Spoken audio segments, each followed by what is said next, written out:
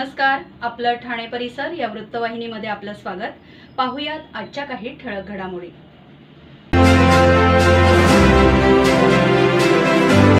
मुसळधार पावसातही दांडिया रसिकांचा उत्साह शिगेला। रवींद्र फाटक। गरबा व दांडिया रसिकांचे ठाण्यातील सर्वात प्रसिद्ध आणि आवडते ठिकाण म्हणजे संकल्प प्रतिष्ठानचा संकल्प दांडिया उत्सव। हा उत्सव संपूर्ण महाराष्ट्रभर प्रसिद्ध आहे। संकल्प प्रतिष्ठान म्हणजे उत्सव आणि परंपरा जपणारे एक अनोखे नाते। संकल्प प्रतिष्ठानतर्फे विविध सण उत्सव हे समाजातील घटकांना एकत्रित आणून गुण्यागोविंदाने साजरे केले जातात। संकल्प प्रतिष्ठान आयोजित संकल्प दांडिया 2025 यांचे यंदा 20वे वर्ष असून बेस्ट ग्रुप डान्सरला पहिले पारितोषिक 1 लाख, तर बेस्ट ग्रुप डान्स दुसरे पारितोषिक 50,000 आणि बेस्ट ग्रुप डान्स तिसरे पारितोषिक 25,000 व बेस्ट ग्रुप डान्स चौथे पारितोषिक 15,000, बेस्ट ग्रुप डान्स 10,000 तसेच 10 उत्तेजनार्थ ग्रुपला प्रत्येकी 5,000 रुपये रोख रक्कम व सन्मान चिन्ह प्रदान करण्यात आलं आहे। बेस्ट फिमेल डान्सर व बेस्ट मेल डान्सर यांना अँड्रॉइड फोन गिफ्ट देण्यात आला असून इतर दांडिया रसिकांना विविध आकर्षित गिफ्ट वाउचर व अनेक बक्षिसं दिली गेली आहेत। दररोज बेस्ट फेस फिमेल व मेल अशी स्पर्धा देखील सोशल मीडियावर आयोजित केली जाणार आहे। दरवर्षीप्रमाणे यंदाही आपण प्रत्येक दिवसाचे मोफत पासेस उपलब्ध करून दिलेले आहेत। तरी सर्व गरबा रसिकांनी मोफत पासेसचा लाभ घ्यावा असे आवाहन यावेळी आयोजक रवींद्र फाटक यांनी माध्यमांशी बोलताना केले। काल उत्सवाच्या पहिल्या दिवशी दांडिया रसिकांचा उत्साह शिगेला पोहोचला। मुसळधार पावसासाठी संकल्पचा दांडियाला युवकांनी मोठ्या प्रमाणावर गर्दी केली होती। माजी आमदार शिवसेना उपनेते रवींद्र फाटक यांच्यातर्फे आयोजित आपला दांडिया संकल्प दांडियाचा दिवस पहिला आनंदात, जल्लोषात आणि वरुणराजाच्या स्वागताने अतिशय उत्साहात संपन्न झाला। यावेळी दांडिया रसिकांनी पावसात भिजत संकल्प दांडियामध्ये आनंद घेतला। यावेळी लहानांपासून मोठ्यांपर्यंत सर्व सहभागी झाले होते। या दांडिया स्पर्धेत सहभागी झालेल्या स्पर्धकांना संकल्पच्या वतीने माजी आमदार शिवसेना उपनेते रवींद्र फाटक यांच्यातर्फे पारितोषिक देऊन गौरवण्यात आले। सदर प्रसंगी माजी नगरसेविका जयश्री फाटक, नम्रता फाटक व इतर पदाधिकारी कार्यकर्ते मोठ्या संख्येने उपस्थित होते। गरबा रसिक या दिवसाची वाट बघत असतात आणि संकल्पामध्ये दांडिया खेळणारी लोक खरोखर दांडिया रसिक काल पावसामध्ये पण खेळत होती आणि पाऊस नसल्यामुळे पाऊस पडतोच आहे तर एवढी गर्दी आहे। तर हा 10 दिवसामध्ये एन्जॉय करण्याची सर्व लोक तयारी असतात। मला वाटतं पावसाची काय फरक पडतो खेळायचं संकल्प म्हणतो कलाकार आहेत मराठी असतील हिंदीमधील सर्व कलाकार येतात। आजपासून सुरुवात होतच आहे पण पाऊस पडतो आहे थोडं हे होत आहे त्याच्यामुळे आपण चालू करू हळूहळू करतोय सगळं। यांचा 10 दिवस आहे अजून 8 दिवस बाकी आहे। हा दुसरा दिवस आहे तर दुसऱ्या दिवसामध्ये एवढं चांगला प्रतिसाद दांडिया रसिकांनी दिला आणि खेळायचे लोक उतरले आणि त्या माध्यमातून आपण त्याला दरवर्षीप्रमाणे आणि आपला दांडिया आपली आहे त्याच्यामुळे काही कुठेही पैसे हाताला कोणी यायचं कोणी खायचं अशा दृष्टीने आम्ही ठेवलेलं आहे। सर्व लोकांना इथे खेळण्याची संधी नवरात्रामध्ये नवरात्रीच्या शुभेच्छा दिल्या नवरात्रीला 10 दिवस सर्वांनी संकल्पामध्ये येऊन एन्जॉय करावा मजा करावी।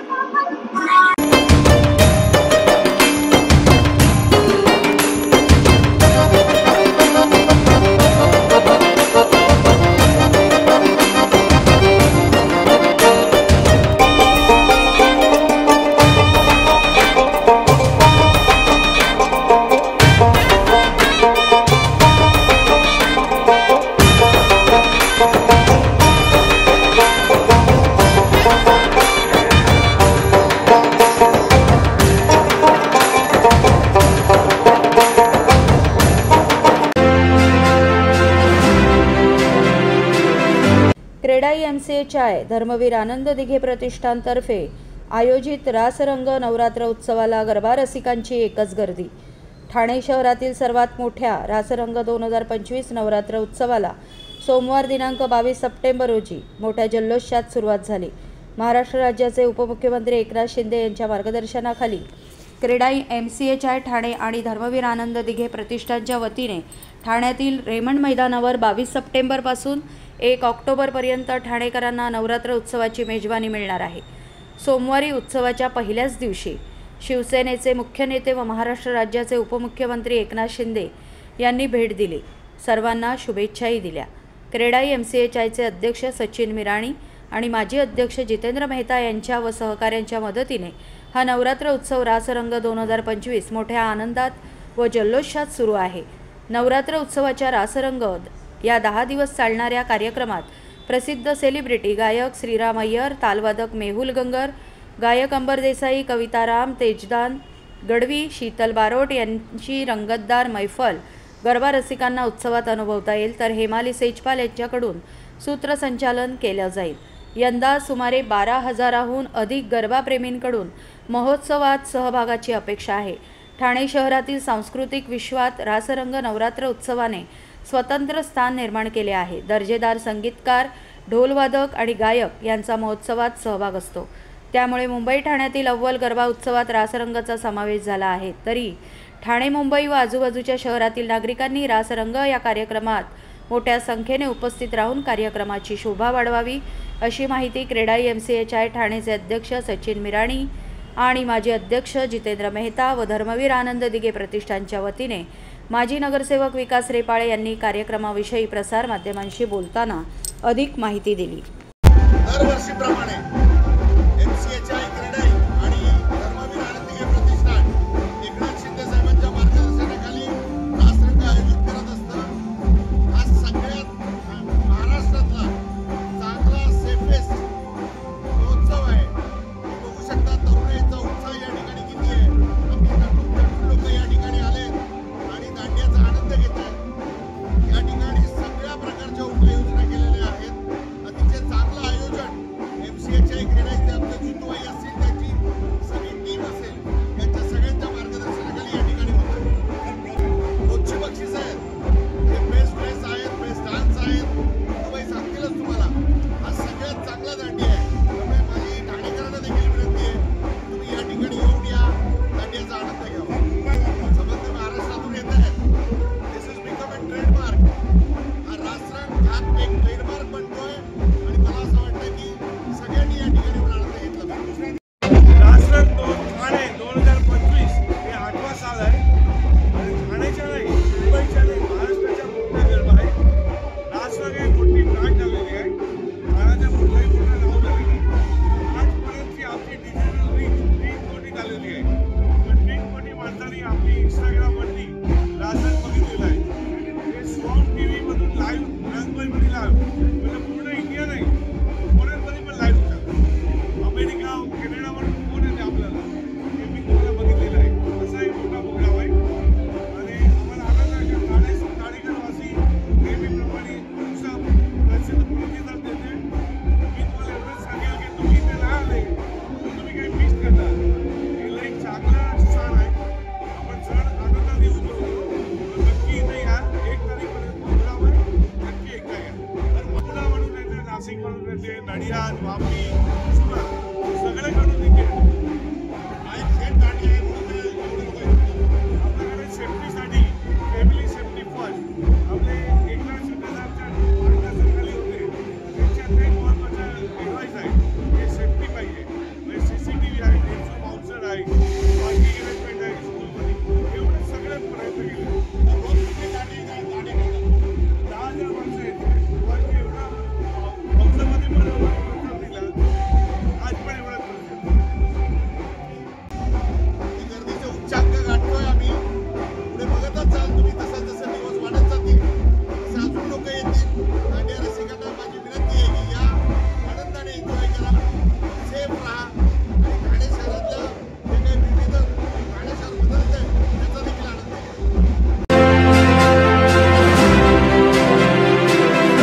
गणेशोत्सव कोरडा गेला, आता नवरात्र उत्सवातही पाणी नाही। दसऱ्यापर्यंत पाणी टंचाई दूर न केल्यास आयुक्तांना दालनातच कोंडणार, डॉक्टर जितेंद्र आव्हाड यांचा इशारा। कळवा मुंब्र्यातील महिलांचा ठामपा मुख्यालयात पाण्यासाठी आक्रोश। कळवा मुंब्रा भागातील नागरिकांना गेल्या अनेक दिवसांपासून पाणी टंचाईचा सामना करावा लागत आहे। अनेकदा तक्रारी करूनही पाण्याची समस्या सोडवण्यात येत नसल्याने राष्ट्रवादी काँग्रेस शरदचंद्र पवार पक्षाचे राष्ट्रीय सरचिटणीस डॉक्टर जितेंद्र आव्हाड यांनी थेट ठाणे महानगरपालिकेवर धडक दिली। यावेळी त्यांच्यासोबत माजी विरोधी पक्षनेते शानू पठाण आणि कळवा मुंब्रा परिसरातील अनेक महिला उपस्थित होत्या। गणेशोत्सवात पाण्याची टंचाई होती, आता नवरात्र उत्सवातही पाणी टंचाई आहे। आता आम्ही तुम्हाला दसऱ्यापर्यंत मुदत देत आहोत, जर नवरात्रीच्या आत जर पाण्याचा प्रश्न सुटला नाही तर आयुक्तांना त्यांच्या दालनातच कोंडून ठेवू असा इशारा यावेळी डॉक्टर जितेंद्र आव्हाड यांनी दिला. कळवा आणि मुंब्रा येथील विविध भागात गेल्या अनेक दिवसापासून पाण्याचे प्रचंड दुर्भिक्ष्य जाणवत आहे. पाणी पुरवठा करताना ठाणे महानगरपालिकेकडून सातत्य वागणूक दिली जात असल्याचा आरोप स्थानिक नागरिकांकडून केला जात आहे. या संदर्भात तक्रार केल्यानंतरही कार्यवाही होत नसल्याने आज डॉक्टर जितेंद्र आव्हाड, शानू पठाण यांच्यासह येथील महिलांनी ठाणे पालिकेत धडक दिली आहे. डॉक्टर जितेंद्र आव्हाड यांनी या महिलांसह पाणी खात्याचे अभियंता विनोद पवार यांच्या दालनात ठाण मांडून पाणी पुरवठा सुरळीत करण्याची मागणी केली. डॉक्टर जितेंद्र आव्हाड यांनी कळवा मुंब्रा परिसरातील पाणी टंचाईमागे राजकीय कारण आहे. ठाणे शहरात सर्वत्र पाणी उपलब्ध असताना कळवा आणि मुंब्र्यात पाण्याची टंचाई का? मुंब्र्याच्या अल्मास कॉलनीतील पंप केंद्राचा पंप 6 दिवस बंद आहे. अवघे 5,000 रुपये खर्च असताना तो देखील पालिका करत नाही. कल्याण फाटा येथे वॉल्व उघडून पाणी डायव्हर्ट केलं जात असल्याने मुंब्र्याला पाणी पुरवलं जात नाही. कळवा मुंब्रा भागातील गोरगरीब जनतेला तहानेने मारण्याचा विचार आहे का? कळवा मुंब्र्यातील ही पाणी टंचाई आता सहन करण्याच्या पलीकडे आहे. असे असताना सत्ताधारीच मोर्चे काढत आहे. पाणी देण्याची जबाबदारी शासनाची आहे. सरकारने पाण्याचा पुरवठा वाढवण्याचे सोडून मोर्चे कसले काढताय असा सवाल केला. मेट्रोसाठी उपमुख्यमंत्री ठाण्यात येतात. निवडणुकीसाठी पूर्णत्वास न आलेल्या मेट्रोची ट्रायल रन घेतली जाते, मात्र पाण्यासारखी मूलभूत गरज भागवली जात नाही. घोडबंदर रोडला पाणी नाही, कळवा मुंब्र्यात पाणी नाही, मात्र नौपाड्यात प्रचंड पाणी पुरवठा होत आहे ना. मग इतर भागांनी काय पाप केले आहे? दलित शोषित वर्गाला जाणीवपूर्वक पाणी दिले जात नाही असा आरोप करून ठाण्यासाठी मी स्वतः धरण आणले होते, पण आता इथल्या सत्ताधाऱ्यांच्या हव्यासामुळे ते धरण हातचे गेले. आता नवरात्रीच्या आत जर पाण्याचा प्रश्न सुटला नाही तर आयुक्तांना त्यांच्या दालनातच बंद करून ठेवू असा इशारा डॉक्टर जितेंद्र आव्हाड यांनी दिलाय. गेले कित्येक दिवस कळवा मुंब्र्यामध्ये पाणी नाही आहे. आम्ही वारंवार महानगरपालिकेच्या अधिकाऱ्यांना शांतपणाने समजून सांगतो, पाण्याचा प्रश्न मिटवा, पाण्याचा प्रश्न मिटवा. आणि माझ्या अंदाजाने मुद्दामून केलं जातं. याच्यात काहीतरी राजकीय खेळ आहेत. आज एका सत्ताधारी पक्षाने मोर्चा काढला, मुख्यमंत्र्यांचा पक्ष, आणि मुख्यमंत्र्यांचा पक्ष आंदोलन करतोय. शासन कोणाचं आहे? प्रशासक कोणाचा आहे? शासनाने आणलाय ना. मुख्यमंत्र्यांनी बैठक लावावी. हे मोर्चे काढून, हे नाटकं करून शासन काम करत नाहीये आणि इथला प्रशासकही काम करत नाहीये, अधिकारीही काम करत नाही. त्यांना विचारण्याच्या ऐवजी लोकांसमोर जेवायला पाणी नाही, संडासाला पाणी नाही, धुवायला पाणी नाही. अरे, पाणी द्यायची जबाबदारी शासनाची आहे ना. आम्ही आज 10 MLD ची फाईल तयार करून किती महिने झाले? माजी उपमुख्यमंत्री ठाण्यातले तयार नसलेल्या मेट्रोसाठी दोघही आले. ती काय मेट्रो काय हवेतनं जाणार होती का खड्ड्यात पडणार होती? 2027-28 पर्यंत मेट्रो सुरूच होत नाही. म्हणजे निवडणुकीसाठी किती नाटकं करायची आहेत तुम्हाला? आपण ज्या मूलभूत गरजा आहेत, वॉटर, गटर आणि मीटर, त्याच्याकडे लक्ष द्या ना महानगरपालिकेने. आणि का पहिल्यांदा येतो का आम्ही ठाणे महानगरपालिकेत? दर 15 दिवसांनी पाण्यासाठी आम्ही कमिशनरला भेटतोय. आज आम्ही सांगून जातोय, सणासुदीचे दिवस आहेत, आम्हाला कोणाचे सण खराब करायचे नाहीयेत. जर दसऱ्याच्या आत हा प्रश्न मिटला नाही कळवा आणि मुंब्र्याचा, तर आम्हाला महानगरपालिकेचे आयुक्त श्री सौरव राव यांच्या केबिनमध्ये जाऊन आंदोलन करावं लागेल. आमच्या आक्रमकतेची परीक्षा बघू नका, मग आम्ही कोणालाच सोडणार नाही. 2002ला धरण मान्य केलेलो. हे नतद्रष्ट जे होते ना इथे सत्ताधारी, त्यांनी केवळ पैशाच्या लोभापायी तो धरण नाकारलं. केवळ पैशाच्या लोभापायी. नाही तर आज अख्खं ठाणं सुजलाम सुफलाम झालं असतं. सुजलाम सुफलाम. हे मेट्रोचं सांगतात महाविकास आघाडीने काम केलं नाही. कोविड असताना कोणी काम केलं? आणि तेव्हाही नगरविकास मंत्री तर एकनाथ शिंदे साहेबच होते. कोणावरती बोट ठेवतात तुम्ही? आणि आता कुठल्या म्हटल्या मेट्रोचं काम झालंय? उगाच काहीतरी निवडणुकीसाठी डब्बे चालवायचे. नशीब रश्मीने ओढून डब्बे पुढे नाही नेले. धरण कसले येतं, यांना काहीच करायचं नाही, यांना लक्षच द्यायचं नाहीये. कारण का यांना मतं अशीच मिळतात लोकांना धर्माच्या नावाखाली. घोडबंदर रोडला पाणी आहे, करोडो रुपयाच्या टँकरचे पैसे भरले जातात घोडबंदर रोडवरनं. मग पाणी कुठे? फक्त नौपाड्यापुरतं ठाणं आहे का? मर्यादित आहे का? की नौपाड्याला पाणी दिलं, एका उच्चभ्रू समाजाला पाणी मिळालं की झालं. गरीब यांच्यासारखे बिचारे दोन दीन दुबळे दलित शोषित मागासवर्गीय अल्पसंख्याक यांनी मरा. सगळे नदी नाले वाहत आहेत पण ठाण्यात पाणी नाही. आयुक्तांशी बोलणं झालं, आयुक्त म्हणाले येतो बघतो अधिकाऱ्यांना सांगतो, ह्याच्यावरती काही होतच नाही. अरे पण तुमचं स्वतंत्र पाणी योजनाच नाही ना. मग ठाणे महानगरपालिका एकच दरिद्री महापालिका आहे की जिचं स्वतंत्र पाणी व्यवस्थेचं काही प्लॅनच नाही. दुसऱ्याच्या घरावरती अवलंबून असलेलं शेजारचं घर, म्हणजे मी शेजारच्या घरावर अवलंबून आहे तर माझ्या घरचे जेवण मला काय पुरणार आहे? मला शेजारच्याकडे भीकच मागायची आहे. ठाणे महानगरपालिका कटोरी घेऊन फिरतच असते, पाणी द्या पाणी द्या पाणी द्या. कधी MIDC कडे जाते, कधी इरिगेशन कडे जाते, कधी स्टेम कडे जाते, कधी याच्याकडे जाते, कधी लक्षच दिलेलं नाही कधी ठाणे महानगरपालिकेने. कॉन्क्रिटीकरणाच्या रस्त्यामध्ये 20-40% पैसे मिळतात म्हणून कॉन्क्रिटीकरणाच्या रस्त्यावरती करोडो रुपये गेले आमचे, पण आम्ही एक धरण बांधू शकलो. आज जागोजागी कचरा पडलाय. ठाणे महानगरपालिकाची क्षेपणभूमी नाही, डम्पिंग ग्राउंड नाही ठाणे महानगरपालिकेला. वाईट अवस्था आहे. आज ट्रॅफिक 3-3 तास एकेका जागी उभा राहावं लागतं. आता विनोद पवार आलेत. विनोद पवार मी आधीच वॉर्निंग देऊन जातो, आधीच वॉर्निंग देतोय. सणासुदीचे दिवस आहोत म्हणून आम्ही शांत आहोत. उद्या अशी वेळ नाही हो की माझ्याच हाताने मी कुठल्या अधिकाऱ्याला काळं फासेन. हे अति व्हायला लागलंय. 5,000 रुपयाचा एक पंप खराब झालाय. तो पांडे 6 दिवसापासून सांगतो बदलतो. अरे 5,000 रुपये मी त्याला स्वतः सांगितलं मी पैसे देतो. कुलकर्णी बरोबर आहे, हा तुमचा अधिकारी साक्षीदार आहे. कुठला हो का? काय चालू आहे? कल्याण फाट्याला वॉल ऑपरेट करतात. वॉल ऑपरेट केल्याने ह्यांचं पाणी बंद होतं.